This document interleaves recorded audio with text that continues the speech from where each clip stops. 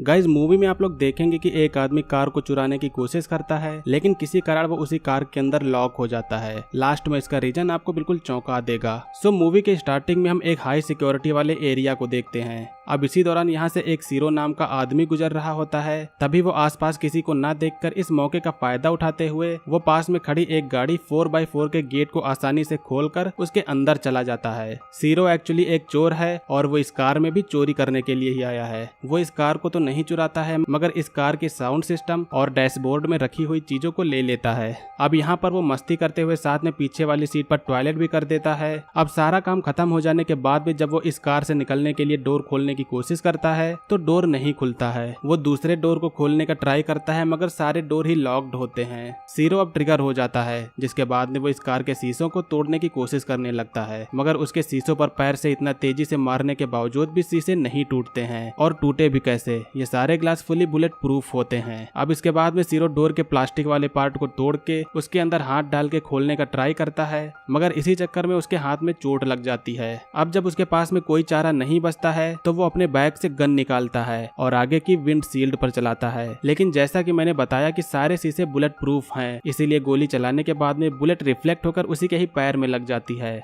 जिससे यहाँ पर सीरो की मुसीबत अब और भी बढ़ जाती है। खून को रोकने के लिए वो अपने घाव पर टी शर्ट लपेटता है। अब तभी बाहर एक औरत आती है जो इस कार के शीशे से अपनी लिपस्टिक को ठीक करती है। इससे ये पता चलता है कि कार के सभी शीशे पोलराइज्ड हैं, यानी कि बाहर से अंदर कुछ भी दिखाई नहीं देगा। और इसके बाद में वो औरत यहाँ से चली जाती है। सीरो अब अपने फोन से अपने वाइफ को कॉल करने की कोशिश करता है, लेकिन उसके फोन में बैटरी खत्म हो चुकी थी, जिससे फोन ऑफ हो जाता है। सीरो अब यहाँ पर बेहद ही बुरी तरीके से फंस चुका है। उसके पास में यहाँ पर कुछ खाने के लिए भी नहीं है और पीने के लिए उसके पास में बस थोड़ी सी पेप्सी होती है। खैर अब ये रात तो किसी तरह सीरो निकाल लेता है और अगले दिन जब सीरो जागता है तो उसने जो रेडियो चुराया था उसको कार में वो वापस लगाता है और कार में म्यूजिक बजाकर कुछ रिलैक्स करने की कोशिश करता है। वो साथ में फिर से डोर तोड़ने की कोशिश करता है, लेकिन इसी दौरान उस कार में अब कॉल आती है। सीरो कॉल को उठाता है, जिसके बाद में वो आदमी बताता है कि मेरा नाम डॉक्टर एनरिक फेरारी है, मैं इस एसयूवी का मालिक हूँ। मेरी 28 बार कार चोरी हो चुकी है और इसको मिला के अब 29 हो जाएंगी। मगर सीरो सिर्फ एक ही वर्ड कहता है कि मुझे यहाँ से बाहर निकालो। अब एनरिक इस कार की कुछ खूबियां बताता है। वो बताता है कि ये कार पूरी तरीके से बुलेट प्रूफ है, इसके ग्लास पोलराइज्ड हैं और इसका पूरा कंट्रोल मेरे पास में है। सीरो उसे गाली देते हुए उसे यहाँ से निकालने के लिए कहता है और कहता है कि मुझे बहुत तेज प्यास लगी है, यहाँ पर बहुत ज्यादा गर्मी भी है। जिसके बाद में अब फोन कट हो जाता है और एसी चालू हो जाती है। एसी चल जाने से अब सीरो को कुछ राहत मिलती है, मगर एनरिक ने एसी उसके भले के लिए नहीं बल्कि उसे टॉर्चर करने के लिए चलाई थी। धीरे धीरे करके यहाँ पर ठंड बढ़ती जाती है। सीरो अपनी शर्ट दोबारा पहन लेता है। वो एसी के वेंट्स को अपने जीन्स के कपड़े से बंद करने की कोशिश करता है, मगर अब कार के अंदर बहुत ही ज्यादा ठंड बढ़ गई होती है। कुछ समय बाद में अब फिर से कॉल आता है। सीरो उससे फिर से गाली देके उसे यहाँ से निकालने को कहता है। एनरिक कहता है कि तुम मेरे कुछ सवाल का आंसर दो, जिसके बाद में तुम यहाँ से निकल सकते हो। एनरिक पूछता है कि तुम क्या करोगे जब तुम अपने बेटे को चोरी करते हुए पकड़ोगे। सीरो कहता है कि मैं उसका कान पकड़ूंगा और पुलिस को दे दूंगा, मगर एनरिक कहता है कि नहीं, कोई भी पिता ऐसा नहीं कर सकता है। अब कुछ समय बाद में सीरो अपने सामने पुलिस को देखता है। वो चिल्ला के उससे हेल्प के लिए कहता है, लेकिन आवाज बाहर नहीं जा रही थी। अब ये पुलिस वाला इस कार को चारों तरफ से देखता है और इसका चालान काटकर यहाँ से चला जाता है। इस कार का चालान इसलिए काटा गया था क्योंकि इसके सारे शीशे पोलराइज्ड थे। बाहर भले ही बारिश हो रही है, लेकिन सीरो इधर प्यास से मर रहा होता है। अब फिर से यहाँ पर कॉल आता है तो सीरो उससे पानी के लिए कहता है। एनरिक उससे अब उसका आईडी नंबर और उसका नाम पूछता है और जब सीरो उसे बता देता है तो एनरिक उसे पानी पीने के लिए दे देता है। वो बैक साइड में एक छोटे से पाइप से कार के फिल्टर हुए पानी को बोतल में भरता है, जो दिखने में ही साफ नहीं लग रहा था, लेकिन इतने प्यास के कारण सीरो बिना कुछ सोचे हुए वो सारा पानी पी जाता है। अब फिर से रात होती है और सीरो को भूख भी बहुत तेज लगी हुई है। उसके सामने ही एक डिलीवरी बॉय पिज्जा की डिलीवरी कर रहा है, मगर उसके सामने खाना होने के बावजूद भी वो कुछ खा नहीं सकता। अब इसी दौरान यहाँ पर एक छोटा सा इंसेक्ट उसका फ्रेंड बनता है। एनरिक उसके साथ में टॉर्चर करने में कोई भी कसर नहीं छोड़ता है। अब वो कार में गर्म हवा की एसी चला देता है, जिससे सीरो की हालत और भी खराब हो जाती है। इतने ज्यादा भूख के कारण सीरो वहाँ पर रखी हुई इंस्ट्रक्शन मैनुअल को ही खाने लगता है और जब उसे पानी नहीं मिलता है तो उसे अपने ही टॉयलेट को पीना भी पड़ता है। अब इसी दौरान बाहर एक और चोर आता है जो इस कार को खोलने की कोशिश करने लगता है, मगर तभी कोई आदमी आ जाता है जो उसे ऐसा करने से रोक के उसे पकड़ लेता है, जिसके बाद में वहाँ पर पुलिस भी आ जाती है। बाहर यहाँ पर इतनी ज्यादा हलचल हो रही है, मगर किसी को भी इस बात की खबर नहीं होती है कि इस कार के अंदर कोई शख्स मर रहा है। अब रात हो जाने पर जब उससे भूख कंट्रोल नहीं होती है तो वो अपने साथी कीड़े को खाने की कोशिश करता है, लेकिन फिर उसके मन में कुछ ऐसा आता है जिससे वो उसे नहीं खाता है। इसी दौरान अब बाहर एक कपल भी आते हैं जो साथ में इंटीमेट होते हैं, मगर सीरो उन्हें देखने के अलावा और कुछ भी नहीं कर सकता। अगले दिन फिर से एनरिक का कॉल आता है, जिसके बाद में एनरिक सीरो से बता देता है कि डैशबोर्ड के नीचे एक चॉकलेट बार है जिसे तुम खा सकते हो।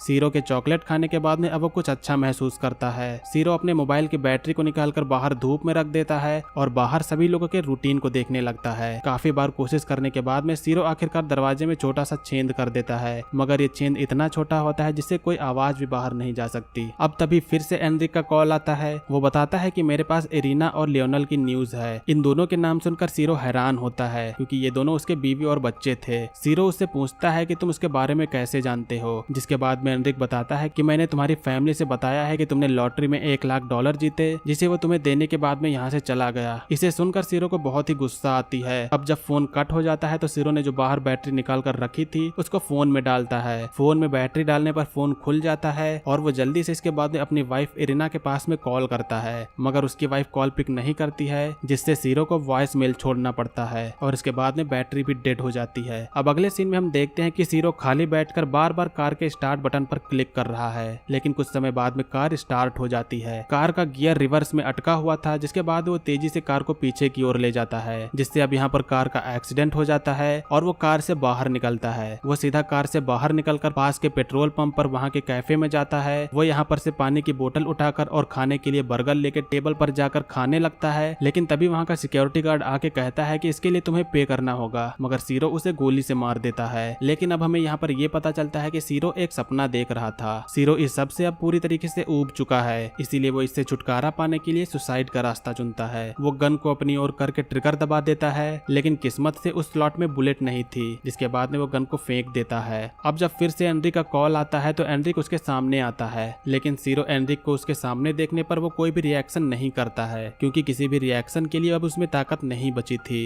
एनरिक अब कार में आकर बैठता है और वो सीरो से कुछ बातचीत करता है। सीरो ने पहले जॉइंट लाने के लिए रिक्वेस्ट किया था, इसीलिए एनरिक जॉइंट भी लाया होता है, मगर अब जब एनरिक फोन पर किसी से बात करने लगता है तो इसी दौरान सीरो उसकी गन उठाकर उस पर चला देता है, जिसके बाद में वो गाड़ी से निकलकर रेंगते हुए यहाँ से भागने की कोशिश करता है। उसके अंदर चिल्लाने की भी पावर नहीं बची थी जिससे वो किसी से हेल्प मांग सके। वो गन चला के इशारा करने की कोशिश करता है, लेकिन एनरिक को गोली छू के निकल गई थी, जिसके बाद में वो सीरो को पकड़ के फिर से कार के अंदर ले जाने लगता है। लेकिन इसी दौरान दूसरी तरफ से एक पुलिस यहाँ पर पेट्रोल करते हुए आती है, जिसके बाद में वो उन्हें देखकर एनरिक को गन नीचे रखकर उसे छोड़ने को कहती है। एनरिक उससे कहता है कि ये हमारे आपस का मामला है। अब देखते ही देखते यहाँ पर काफी सारी पुलिस आ जाती है, कई सारे रिपोर्टर्स और ढेर सारे लोग भी यहाँ पर इकट्ठा हो जाते हैं। अब यहाँ पर काफी बड़ी प्रॉब्लम खड़ी हो चुकी है, क्योंकि एनरिक का जो प्लान था वो फेल हो चुका है, जिसके कारण एनरिक के ऊपर अब खून सवार हो जाता है और इसीलिए एनरिक के साथ में निगोशिएशन करने के लिए यहाँ पर अमेडियो नाम के एक पुलिस ऑफिसर को बुलाया जाता है, जो हाल ही में रिटायर हुआ था।